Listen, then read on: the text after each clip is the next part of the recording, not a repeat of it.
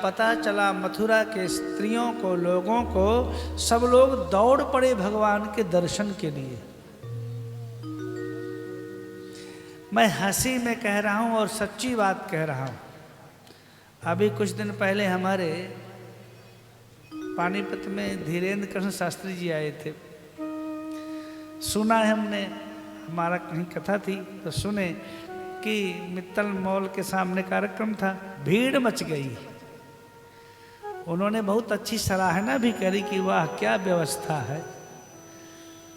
तो कहने का अभिप्राय कि एक साधारण इंसान को देखने की भीड़ जब आप लोग कर देते हो, तो जब साक्षात जगन नियंता प्रभु आए होंगे तो कितनी भीड़ मथुरा की माताओं की, लोगों की रही होगी, जो कंस के मारे डर के जा न पाते रहे होंगे।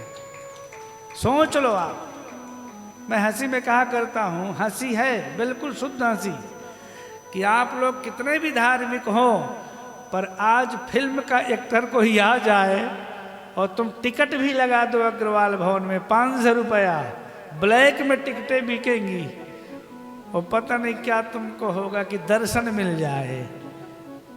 कोई चरित्र नहीं, कोई आचरण नहीं, कोई गुण नहीं, पर बस तुमको अच्छे लगते हैं तो धक्का मुक्के में चाहे टांग ही टूट जाए, चाहे चैन कट जाए, चाहे चश्मा टूट जाए। होती है भीड़ की नहीं? इसी तरह से जब भगवान श्री वृंदावन बिहारी लाल मथुरा में आए, सुनते थे नाम, देखा किसी ने नहीं, तो भीड़ हो गई महाराज। और जैसे, बहुत सुंदर कथा सुनना, जैसे भीड़ हुई, श्रीधाम वृंदावन के ब्रजवासी कन्हैया के मुंह बोले मित्र, जिनके वाणी पर कोई लगाम नहीं, कन्हैया से क्या बोलना है, बोले कान्हा अरे भैया तुम अपने मामा के यहाँ ले आए, हमें पता होता कि इतने बड़े नगर में आना है, पहली बार ही नगर में आए हैं, तो जरा अच्छे कपड़े वपड़े पहन के आते, थोड़ा बन ठन के आते। यहाँ के लोग तो इतने सुंदर, और हम लोग गांव के लोग, अच्छा गांव का आदमी आ जाए, सड़क पर चले तो अपने आप पहचान में आ जाता है। क्यों दाएं बाएं तो कुछ समझता नहीं, लेफ्ट राइट, वो तो जहाँ से जगह पाएगा।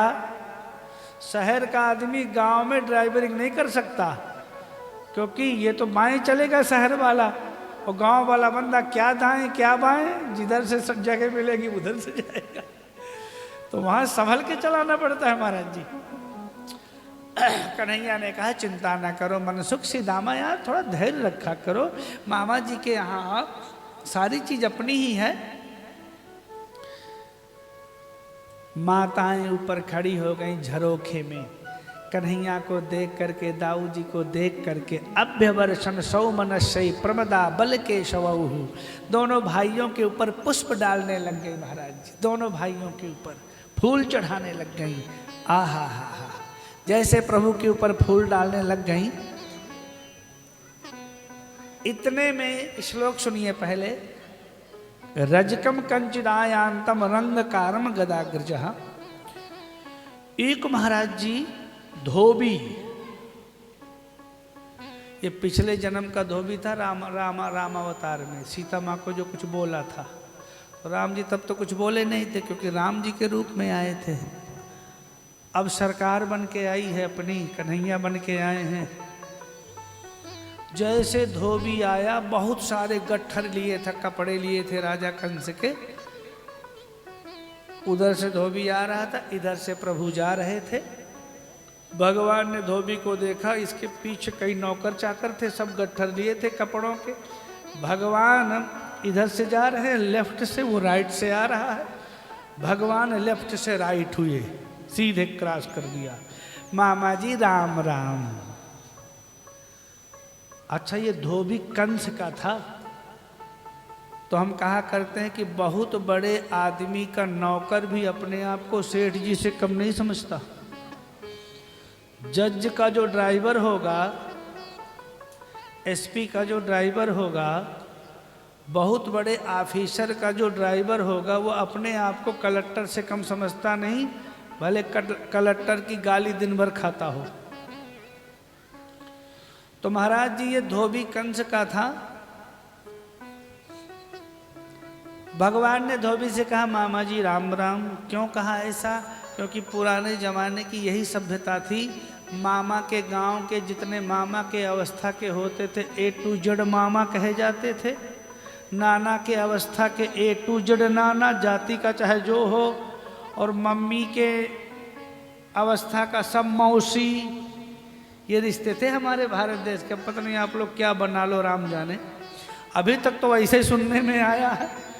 तो धोबी ने कहा मामा जी राम राम। बोले कहाँ का ये भांजा आ गया? मामा जी लगता है ये कपड़े लिए हो? बोले हाँ। तो बोले ऐसा करो, ये सारे कपड़े ना हमारे मित्रों को दे दो, ये पहन ले मेरे मित्र। बिगड़ गया महाराज। इतना बोला गिरी बने चराहा, ग्वारियों जंगल में रहने वालों,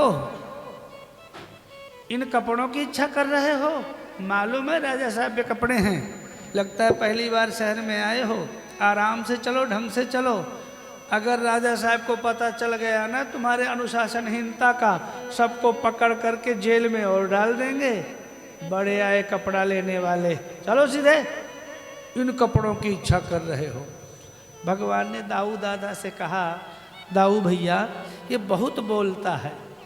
दाऊ जी ने कह दिया कन्हैया गूंगे को बुलवाना, बुलवाने को गूंगा करना, ये तो सरकार आपका काम है। मुँह को हो बाचाल पंगु चढ़े गिरिवर गहन। गूंगे को बुलवा देना और बुलवाने वाले को गूंगा कर देना सरकार आपका काम है। दाऊ जी का मन हरी झंडी मिल गई। रजकस्य कराग्रेणो शिरः काया दपातयत। कराग्रेण हाथ का आगे का इतना छुआया भगवान ने, जैसे तलवार की धार जैसे। कराग्रेण कर माने हाथ, अग्रेण तमाचा का आग। थोड़ा सा भगवान ने उस धोबी को मारा। जैसे ही रजकस्य कराग्रेण शिरः कायादपातयत, थोड़ा जैसे मारा भगवान ने, उसका सिर धड़ से अलग हो गया और सिर जाकर के महाराज दुकानदार के तराजू पर गिर पड़ा। एक तमाचा पर सिर धड़ से अलग। क्या है वो? सर तन से जुदा। तो महाराज जी जुदा। और जैसे सरदार मारा गया ना महाराज जी, वैसे जो चेले चपटे थे सरदार के, सब गट्ठरों को वहीं फेंक करके वो पीछे लौटे। आ गए बचो बचो बचो बचो लौटे। तो जो आ रहे थे वो भी उल्टे लौटे। क्या हुआ क्या हुआ? अरे बोले वृंदावन के आ गए, डकैत आ गए, चोर आ गए, जिसका नाम सुनते थे वो भाग। अब वो आगे जा रहे, भाग करके प्रचार करते हुए। ध्यान से सुनना, आप इधर सुनो। भगवान ने अपने मित्रों से कहा भैया ये जितने कपड़े हैं गाठरे खोलो। बढ़िया गठरे खोली गई। कपड़ा बड़े अच्छे अच्छे चमकीले कपड़े, रेशमी कपड़े, ग्वाल बाल 11-12 साल के। और वो थे जवानों के, पहलवानों के, आतंकवादियों के कपड़े।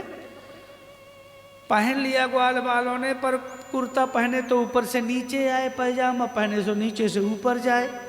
बोले कन्हैया कपड़े तो बड़े जोरदार हैं पर माप सही नहीं है। बोले आजकल फैशन ऐसे ही चला है, पकड़े बीच में पकड़ लो, घसीटते चलो। बोले ना ना कब तक घसीटेंगे इनको। हाँ आजकल कपड़ा ऐसा चला ना, वो जो जीन्स चलता है, जब तक इतना धूल में ना चले तब तक जीन्स कैसा। अब तो एक और आइटम चल गई महाराज जी, फटे फटाए की। तो जब शुरू शुरू में आई तो हम लोग भी डर गए, मम्मी पापा भी डर गए।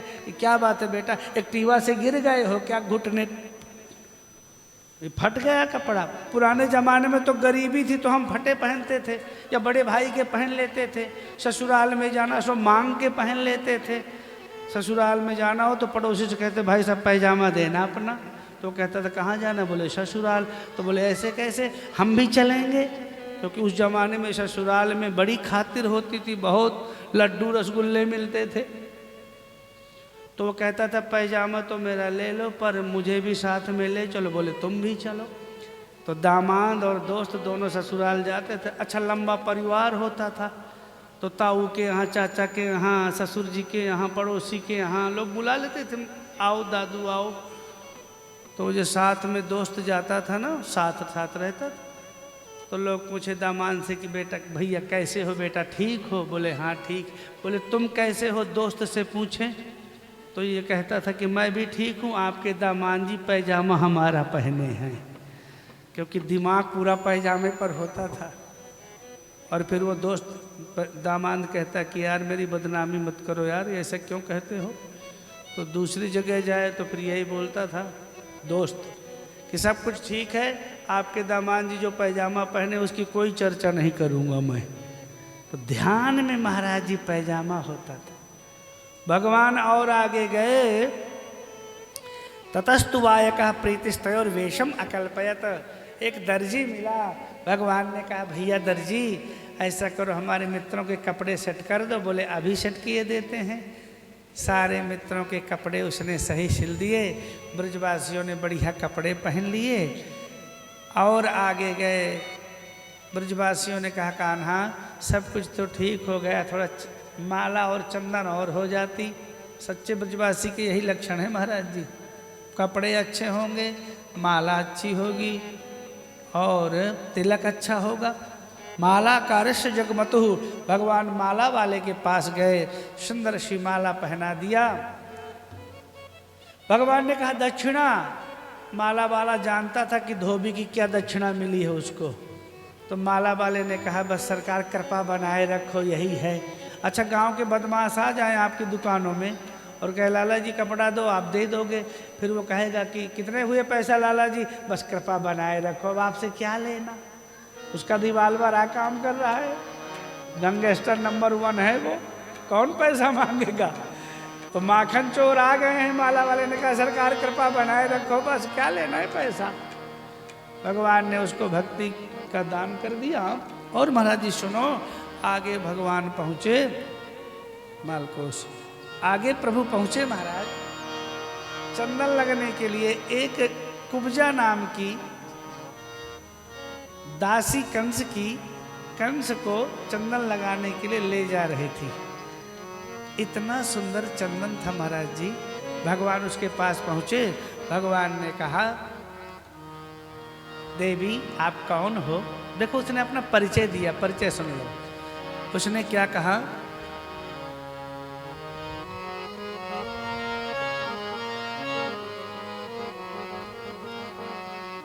दास्यस्मि हम सुंदर कंस सम्मता तिवक्र नामा ह्यनुलेप कर्मणि मदभावितं भोजपतेरति प्रियं विना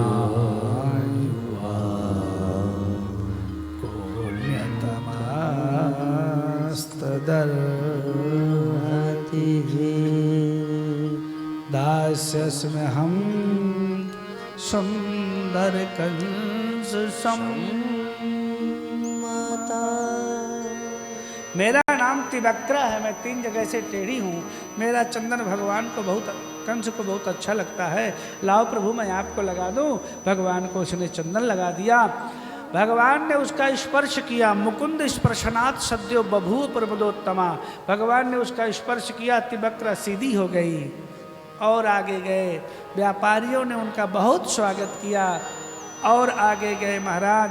धनुष रखा था, धनुष को करेण वामेन सलील मुद्रितम सज्जम चक्रत्वा निमिषेण पश्यताम। भगवान ने जैसे कोई गन्ने को तोड़ दे वैसे भगवान ने धनुष को तोड़ दिया। और तोड़ने के बाद महाराज लौट करके आ गए बाबा नंद के यहाँ अवराई में। बाबा नंद को प्रणाम किया। नंद बाबा ने कहा लाला देर कर दिया। बोले हाँ बाबा देर हो गई। बाबा हम जब गए ना मथुरा, लोगों ने बहुत स्वागत किया। देखो ना ये कपड़े पहनाए, मालाएं पहनाई, चंदन लगाया। श्री दामा ने कहा लाला बाबा जब लोगों ने जाना कि आपके बच्चे हैं तो लोगों ने बहुत स्वागत किया। धन्य हो गए बाबा नंद। सोचा पहली बार मेरे बच्चे आए हैं, मेरे बच्चों का इतना स्वागत क्यों न हो। अगले दिन महाराज कंस को पता चल गया कि धनुष टूट गया है। इसका मतलब माल को तीसरा कर देना, दूसरी की जगह कर देना, चेक कर लेंगे। महाराज जी क्या हुआ, कंस जान गया कि मेरी मौत आ गई। अगले दिन धनुष यज्ञ होना था, चारों तरफ के राजे महाराजे आगे सब बैठ गए। वसुदेव देवकी को बिठाया, कुबलया पेड़ हाथी को सामने कर दिया। कुबलया पेड़ हाथी मुख्य द्वार पर है, सब लोग बैठ गए, बाबा नंद भी बैठ गए, वसुदेव देवकी भी आ गए। कठोर कारावास कटघरे में लाया गया उनको। कंस ने कहा अपने बच्चों की मौत को यहीं से देखेंगे। और यहाँ महाराज जी क्या हुआ, जैसे भगवान गए रास्ते में कुबलया पेड़ हाथी, भगवान ने कहा हाथी को अलग करो, उन्होंने हटाया नहीं। भगवान ने महावत को मारा और हाथी को भी मार दिया। हाथी के दोनों दांत जो बड़े बड़े थे अपने कंधे पर रख करके भगवान रंगभूमि में आ रहे हैं। अब कंस की मौत निश्चित हो गई। जैसे भगवान रंगभूमि में आए, सब लोगों ने भगवान को देखा। मल्ला नाम शनिर्नाम नरवरः स्त्रीणाम स्मरो मूर्तिमान गोपानां स्वजनो शतां चितभुजा शास्त्राश्वपेत्रो शिशुः मृत्युर्भोजपतेर्विराड विदुषां तत्त्वं परम योगिनां वृषणीनां परदेवतेति विदतो रंगं गतः शाग्रजः।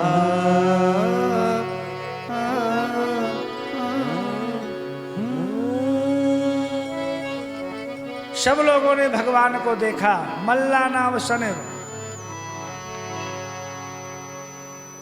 पहलवानों ने भगवान को वज्र के रूप में देखा। मनुष्यों ने मनुष्यों में श्रेष्ठ देखा, स्त्रियों ने साक्षात कामदेव देखा, गोप बालकों ने अपना स्वजन देखा,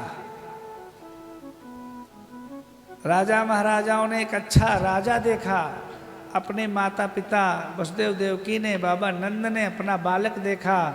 लेकिन जब कंस ने देखा तो भगवान कंस को क्या दिखाई दिए, मृत्युर्भोजपते, मौत दिखाई दी। योगियों को तत्व के रूप में दिखाई दिए। जाकी रही भावना जैसी प्रभु मूरत तिन देखी तैसी। जिसकी जैसी भावना होती है ना, उसको वैसे ही फल मिलता है। हम संतों से सुने थे कि एक आदमी जंगल में गया, एक वृक्ष के नीचे देखा बहुत अच्छा जल था, जल पिया, आराम करने लग गया। जंगल में बड़ा मीठा जल था,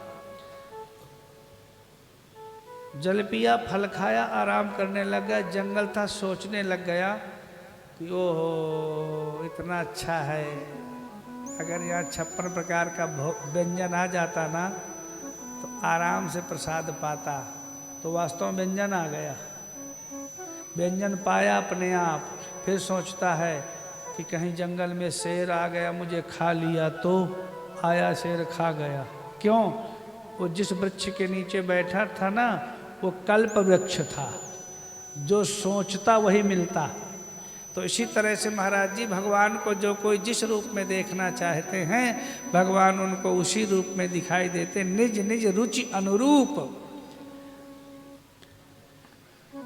भगवान आए महाराज जी, मुष्टिक, चाणूर, सलकूट, तोशल, इन लोगों ने भगवान को बुलाया। चाणूर ने कहा, हे नंद सोनो, हे रामो भवंतो वीर संबतौ, आ जाओ आ जाओ, तुम बहुत वीर हो, अभी कुबलया पेड़ हाथी को तुमने मारा है। भगवान ने कहा, ना ना ना ना, हम तुमसे युद्ध नहीं करेंगे। चाणूर तुम इतने बलवान हो, हम बच्चे हैं। बोले ना ना। भगवान ने कहा, देखो बराबर बालों में युद्ध होना चाहिए। बाला वयम तुल्य बलैहि क्रीडश्यामो यथोचितम, बराबर बालों में युद्ध होना चाहिए। आप इतने बड़े मल्ल पहलवान हो, हम छोटे। चाणूर ने कहा, न बालो न किशोरस तुम बलश्च बलिनाम्बरः, तुम कोई कमजोर नहीं हो, 10,000 हाथी का बल रखने वाले तुमने कुबलया पेड़ हाथी को मार डाला है। तुम कोई छोटे हो? छोटे नहीं हो, आओ हमसे युद्ध करो। ध्यान से सुनना कथा। जब वो युद्ध के लिए बुला रहे हैं कंस ने भी कह दिया कि ये बचने नहीं चाहिए। तो जितने सभा में आए थे ना, ये बात मेरी सुनना जरा कान खोल करके, जितनी सभा में आए थे जो सभ्य लोग थे, उन लोगों ने कहा चलो चलो इस सभा से चलो, न सभाम प्रविशेत प्राज्ञा सभ्य दोषा ननुस्मरण। जिस सभा में गलत हो रहा हो, अच्छे व्यक्ति को चाहिए कि उस सभा का परित्याग कर दे। समझ रहे हो? तुम्हें पता चल जाए कि इस सभा में गलत व्यवस्था हो रही है, या तो मना करो, और ना मना कर पाओ तो उस सभा को छोड़ देना चाहिए। महाराज कुछ लोग तो चले गए। भगवान ने कहा चिंता मत करो, हम तुमसे युद्ध करेंगे। भगवान हो गए, कृष्ण भगवान हो गए चाणूर के साथ, दाऊ जी हो गए मुष्टिक के साथ। भयानक युद्ध होने लग गया। थोड़ी देर में जब समय आया, नंद बाबा घबरा गए, मेरे बच्चों के साथ ये व्यवहार किया जा रहा है। हनुमान जी का ध्यान किया, भगवान ने भैया को संकेत किया। दाऊ जी महाराज जी ने मुष्टिक को उठाया, घुमाया, पटका, मुष्टिक गया। चाणूर को भगवान ने उठाया, घुमाया, पटका, गया। कूट सल तो सल को मारा, सर्वे प्राण परिपशवः, सब भागने लग गए। भगवान कूद करके रथ पर, जहाँ ऊपर बैठा था सिंहासन पर कंस, भगवान वहाँ पहुँचे। कंस ने तम खड्ग पाणिम विचरन् तमाशु, उसने तलवार निकाल ली भगवान को मारने के लिए। पैतरा बदल करके भगवान ने तुरंत उसको केशों को पकड़ा, और पकड़ करके जोर से झकझोर करके उस कंस को उस मंच से नीचे गिरा दिया, और भगवान खुद कूदे। जैसे ही मंच से भगवान कूदे, वैसे ही कंस की मौत हो गई। लोगों ने जय जयकार किया, बोले कंस निकंदन भगवान की जय हो, वृंदावन बिहारी लाल की जय हो। प्रगह्य केशेषु चलत किरीटम निपात रंगो परितुंग वंचा तस्योरपि परिष्टात् स्वयमब्जनाभा पपात विश्वाश्रय आत्मतंत्र। भगवान ने कंस का वध किया, भाइयों को मारा। शेष जो बचे थे वो उन्होंने कहा हम आपके साथ हैं। यहाँ भगवान अपने वसुदेव देवकी को कारागार से मुक्त कराया, बाबा नंद को प्रणाम किया। वसुदेव देवकी रोने लग गए। भगवान ने माया का ऐसा पर्दा डाल दिया और कहा कि मैं आपकी सेवा नहीं कर सका। 100 वर्ष तक कोई पुत्र अपनी माता पिता की सेवा करे तो भी माता पिता के ऋण से मुक्त नहीं हो सकता। वसुदेव देवकी ने 10,000 गायों का जो कन्यादान किया था, वो जो गायों का दान माना था वो दान किया। सुंदर सवारी निकाली गई। महाराज उग्रसेन जी को राजा बनाया गया। भगवान रक्षा में हैं। बाबा नंद को विदा किया, बाबा अब आप जाओ। भारी मन से बाबा लौट करके श्री धाम वृंदावन आ जाते हैं। यहाँ भगवान पढ़ने के लिए यज्ञोपवीत संस्कार के बाद गए सांदीपनी गुरु के यहाँ। 64 दिन में 64 प्रकार की विद्या को प्राप्त करके भगवान आ गए। गुरुपुत्र प्रदीयताम, अपने गुरुदेव भगवान को उनके मृत पुत्रों को लौटा करके दिया। आए भगवान श्री कृष्ण।